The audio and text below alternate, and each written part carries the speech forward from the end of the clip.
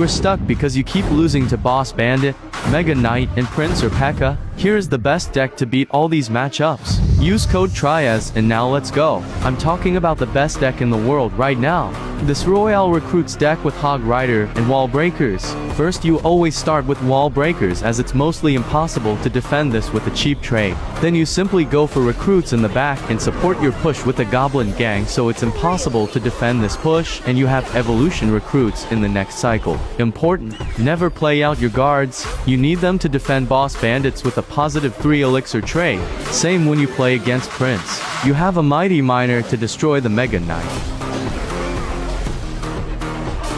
And even when you are in a terrible decision, you can easily defend bigger pushes with only 2 elixir using your Evolution Wall Breakers. Once you have your Evolution Recruits, you pressure with a Hog Rider as well. This will be so unexpected and you easily get a lot of damage. Good luck!